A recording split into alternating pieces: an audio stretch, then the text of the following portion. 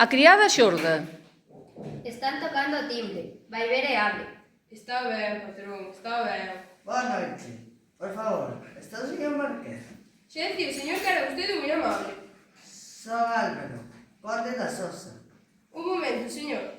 Non estou para ninguén. Como vostede dixo, tocou o timbre un señor moi amable. Que quere? Di que ábaro, cobizoso e pedichón.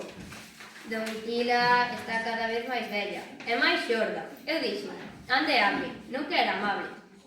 Ávaro, cobizoso e pedichón. Va, dígalle que non estou aquí. Vou dormir porque morro de sono. Que me deixe en paz. Di o meu patrón que non come aquí, que morreu por comer polvo e que descansa en paz. Descansa en paz. Faleceu? Se veu, claro que veu, está na casa. Digo se ele está defunto.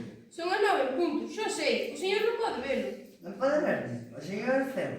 Así é, o señor é Diego Márquez. Dígalle que teño un remedio eficaz para a cegueira. Di que ten un resto de disfraz para a feira. Dille que estou ocupado ou que estou furibundo. Di que está asustado porque está moribundo. Que son estes xogos?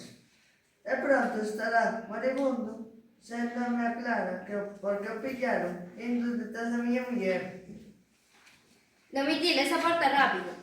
Se non entendi mal, desexa xogar a pillada con súa muller. Xoguen a modo, señores, non destruen os móveis. E paciencia debo ter. O patrón volveuse infantil outra vez, xogando a pillada coa visita. Onde se viu? Bah!